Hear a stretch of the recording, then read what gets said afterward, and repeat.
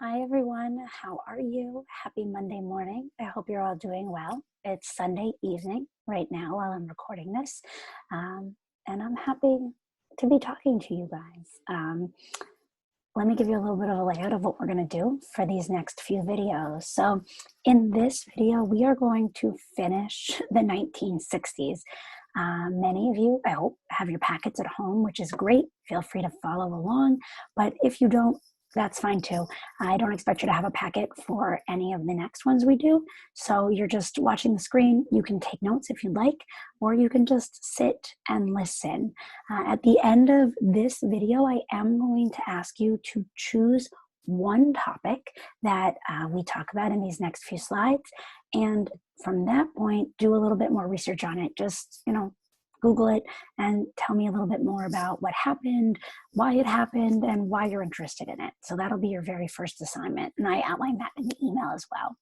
So today we're going to finish the 1960s in this video. And then in the next two videos for this week, we're going to start covering and cover a little bit of the 1970s. So the way this will work is you'll always see my face at the beginning of every video. I'll be here in my den, sometimes with a cup of tea with me, and I will be talking to you from my house. I hope you're all at home doing well, staying safe and healthy, and then I will share my screen with you in the video while you are safe at home, and from that point I will be able to do the PowerPoint with you. So if you're ready, I'm ready. Let's get going. Share my screen with you here.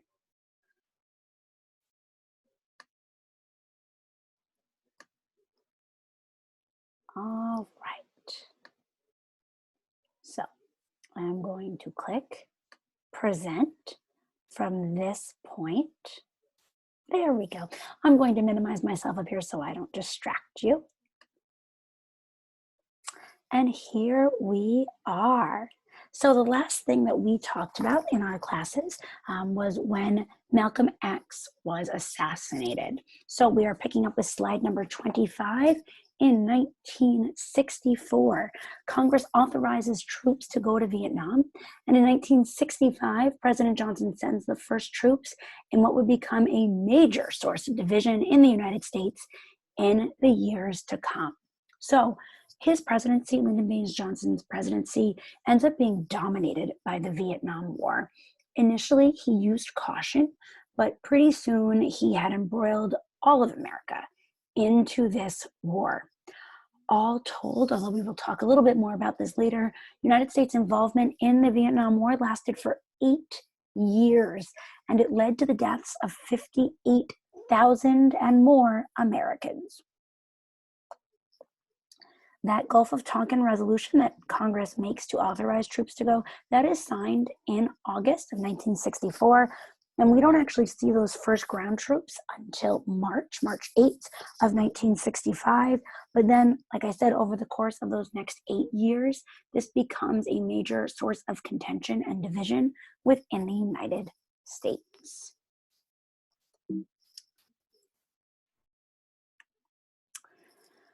On June 6, 1965, I Can't Get No Satisfaction was released by the Rolling Stones. So I can't play it for you right now because of copyright issues, and I don't have that ability, and I don't want my YouTube channel to get shut down. But you can feel free to take a look at that when you can.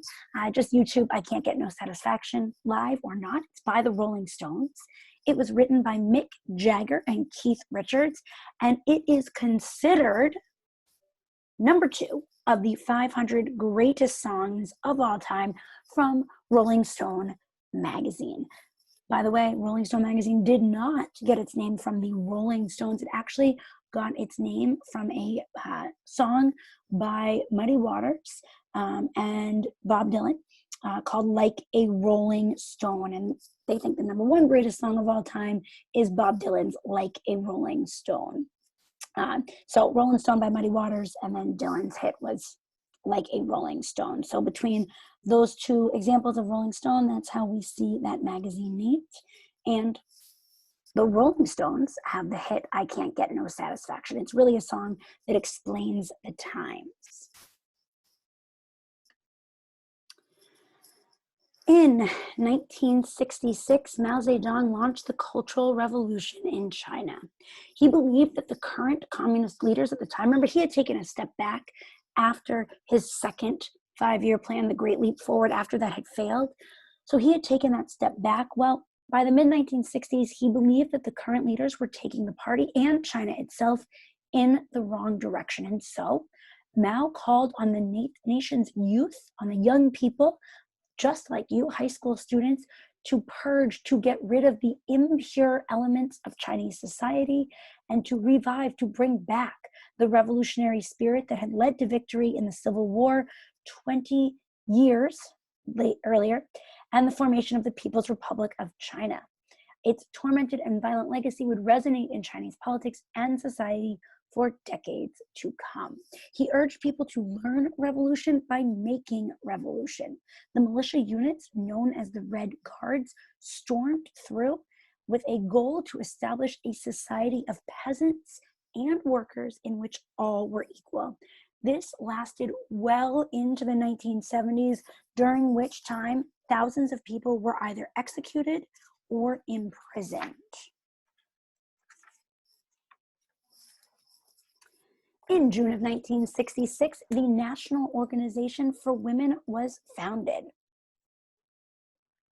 This is an American feminist organization. Their goal is to define, to establish, and achieve political, economic, personal, and social equality of the sexes. It is not about women being better than men. It is simply about making women and men equal. That is what feminism is all about.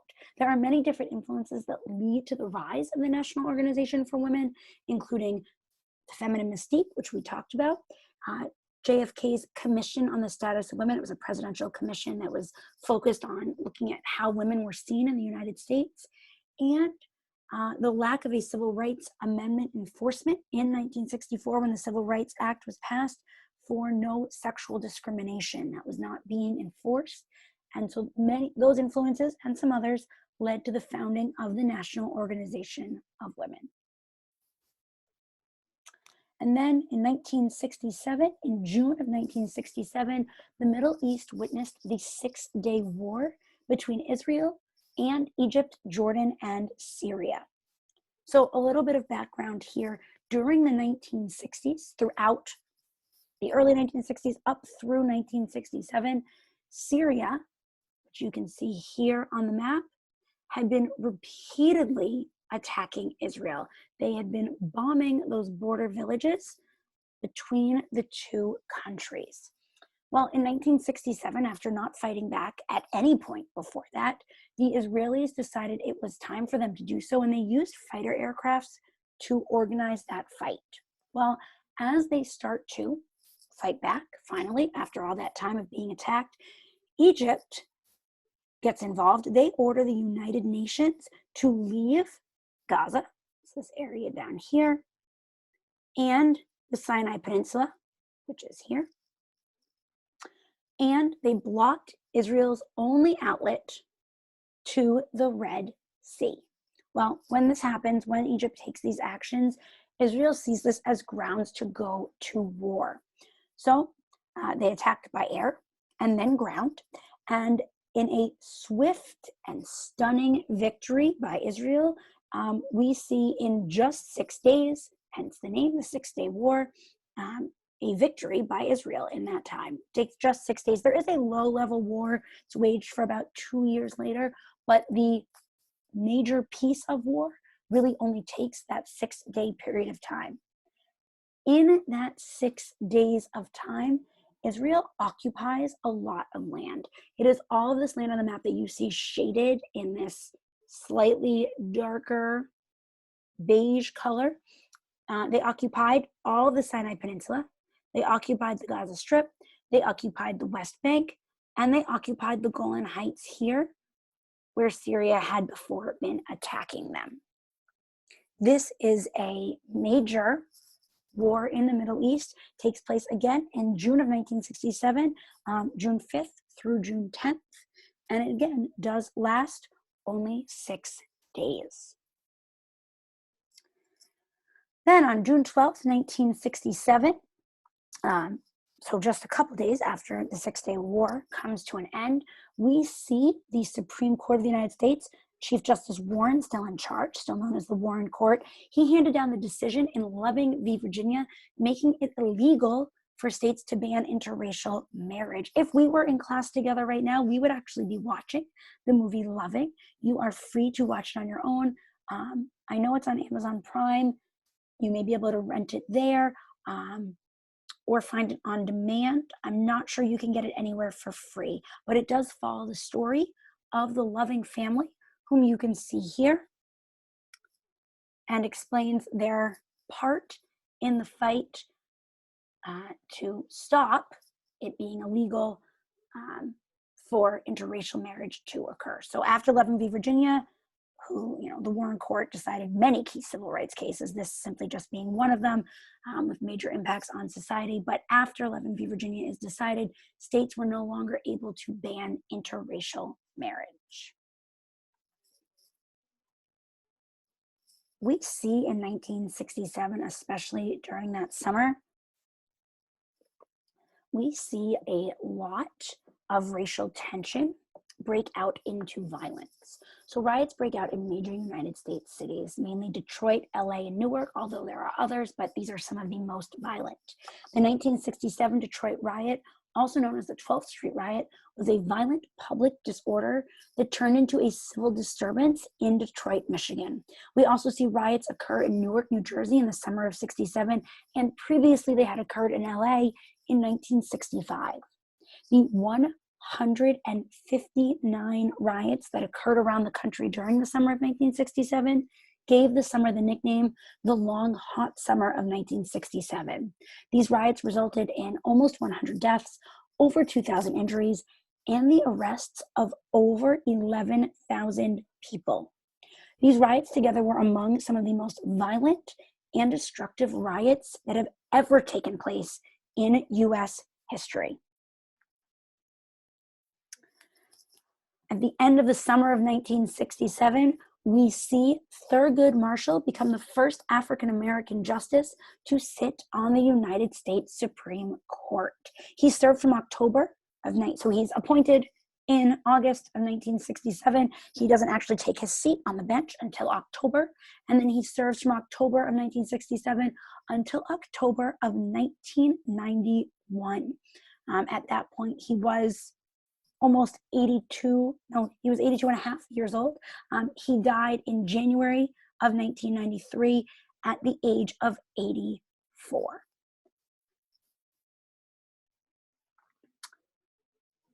Then in October of 1967, we see the Marxist Revolutionary Che Guevara murdered. You may remember him. He was Fidel Castro's co-revolutionary. We talked a lot about him when we talked about the Cuban Revolution. He went on to become a guerrilla leader in South America. He is a very divisive figure in history. This photograph that you see here of him, this artwork here, is considered the most famous photo in the world. It was named that by the Maryland Institute College of Art, and it is considered just to be one of the most recognized photos, and as such was named the most famous photo in the world. Today, many people look at Che Guevara as a symbol of revolution, someone we should look to help in that time as a representation of what people can do if they rise up against government. But those people who experienced what he did in Cuba, the people that he hurt, they feel very strongly that he should not be looked to as a symbol, that instead he should be blamed for the harsh devastation that occurred, just as Fidel Castro is blamed for that in Cuba as well.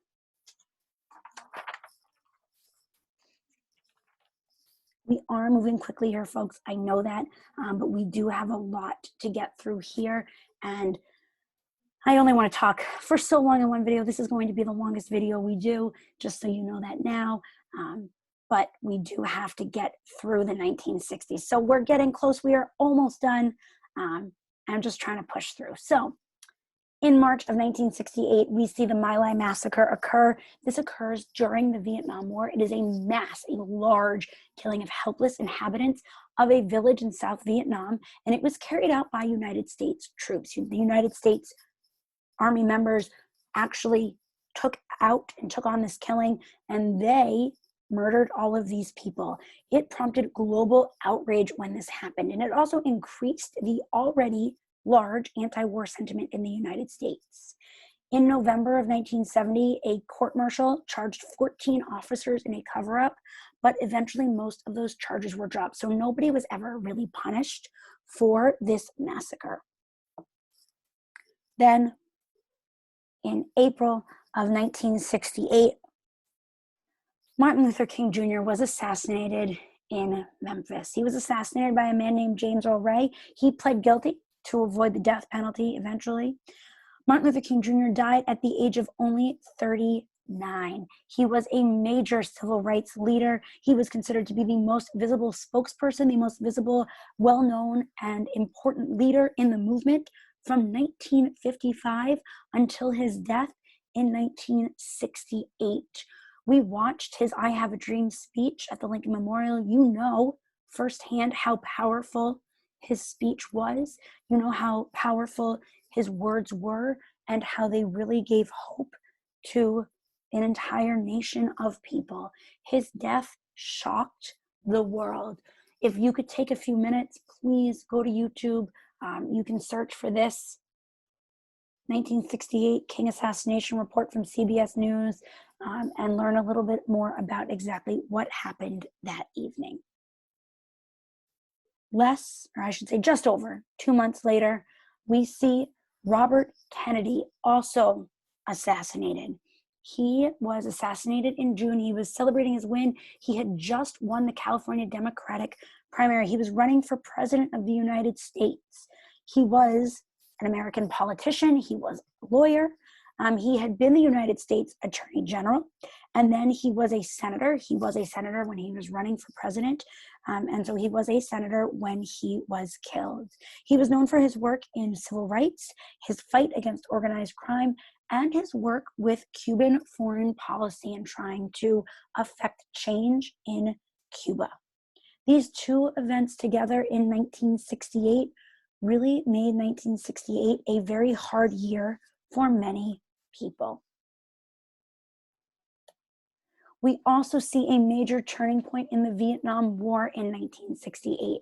From January through September of that year, we see one of the largest military campaigns in the Vietnam War. It is known as the Tet Offensive. It impacted the United States government, and it brought anti-war sentiment to new heights because this showed very clearly that the United States was losing this war. Up until this point, the government had been telling Americans that we were winning, we were there for a good reason. The Tet Offensive showed Americans that we were losing, and that turned even more Americans against the war. And it led the United States to finally begin negotiations to remove itself from the war. We start to see, again, those mass protests rise. We start to see them protest against the draft. We start to see protests against the war in Vietnam. And these protests tend to dominate the nightly news and all of American society. And finally, that brings us to 1969. In February of 1969, Yasser Arafat became the chairman of the Palestinian Liberation Organization, the PLO. He had joined the PLO in 1967, and he was elected chair in 1969. He co-founded another organization known as Fatah, which was a paramilitary organization that sought the disestablishment of Israel and the replacement of Israel with a Palestinian state. So when Yasser Arafat becomes the chairman of the PLO, there is a very strong desire to get rid of Israel, to literally wipe Israel off the map. That is their number one aim. However, that does not stay the aim of the PLO. They shift their approach from hostility, from those hostile measures, to negotiation. And this occurs in the 1980s. We'll talk about this a little bit more when we get to the 1980s. But in 1988, they do acknowledge Israel, and they start working towards support of a two-state solution, the idea of having a state of Israel and a state of Palestine.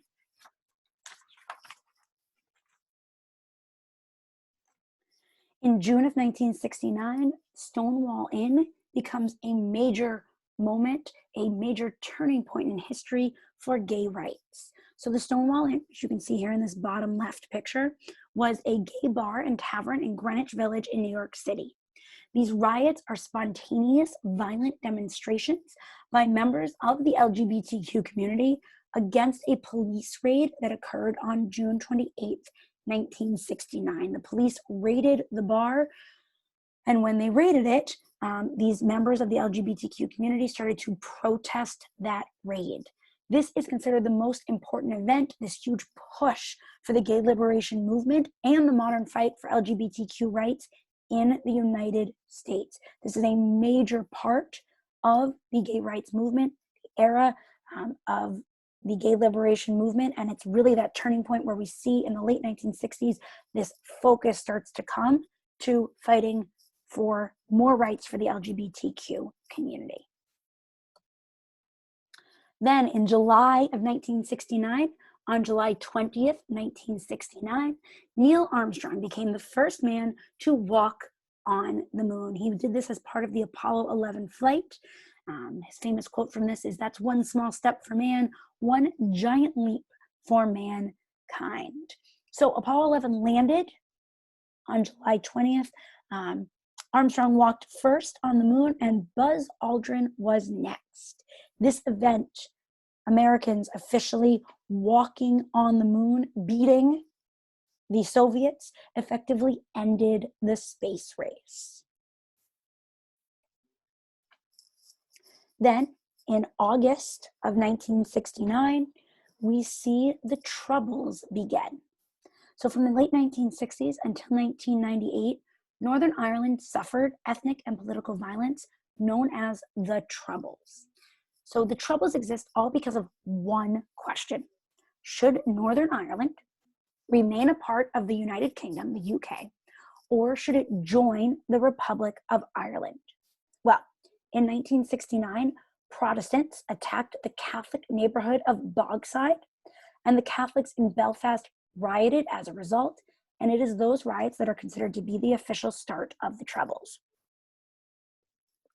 So we see two sides here. There are Unionists, and these are Protestants who want Northern Ireland, to remain a part of the United Kingdom. So Unionists want to be part of the Union, the United Kingdom. Then there are also nationalists, and nationalists are Catholics who tend to be Catholics, majority Catholics, who want Northern Ireland to be a part of the Republic of Ireland. At the time that the Troubles started, the Northern Ireland government was controlled by Protestant Unionists who made life for Catholics very difficult. When this occurs, we see violence at a very high amount early on. Slowly over the course of that almost 30-year period, we do start to see that tension and that violence start to fade, start to go down a little bit, but it is a very high point early on. In that very first riot, a 9-year-old boy is killed, which causes people to be even angrier when it is occurring. And again, those riots spark this 30-year period of time of ethnic and political violence known as the Troubles. Also in August of 1969, happening at just about the same time as the start of the Troubles, we see Woodstock occur. About 400,000 young people showed up in a town called Woodstock in New York State, upstate New York. So they showed up in Woodstock. It actually ended up being held in Bethel, New York. It was a very large music festival. This is considered the most importantly, defining moment in popular music history, and for that counterculture generation, that anti-establishment movement that fought for civil rights, it fought against war. This is considered this huge moment for them. I have a video here. Unfortunately, I can't show it to you. Again, copyright. But if you have a chance, go to YouTube. It's a Woodstock 1969 documentary, and it shows you some really interesting things. This is a real image from the stage. When I say there were 400,000 people there, I am not kidding. It was actually a little over 400,000 people. They absolutely overwhelmed Bethel, New York, and created an incredible moment in history. And last but not least, ending the 1960s on a little bit of a happier note. Can you tell me how to get to Sesame Street? My guess is that most of you have seen Sesame Street. In its almost 50-year history, Sesame Street has won actually almost 190 Emmys to date, multiple Grammys, and as of 2018, as many as 86 million adult Americans have watched the show as children. Many countries have their own versions of Sesame Street. This one here is Chinese Sesame Street. I'm sure you've seen it, but if you haven't seen Sesame Street or it's been a while, it is an educational children's TV series. It combines live action, sketch comedy, animation, puppetry, all together to teach children many different things. These are most of the current host of characters. They've changed a bit over the years. Certainly since I was a kid, they've changed. And even since you were a kid, they have changed. 95% of all American preschoolers have watched at least one episode of Sesame Street by the time they are 3 years old. So this is a show that is really reaching a vast audience, and it started November 10th, 1969. And that brings us to the end of the 1960s. I know that was a little bit long. Thanks for joining me, you guys. At this point, you can stop the video and go and head on over to the assignment, do the 1960s end assignment, and then you'll be able to move into the video for the 1970s to much shorter videos for you to check out.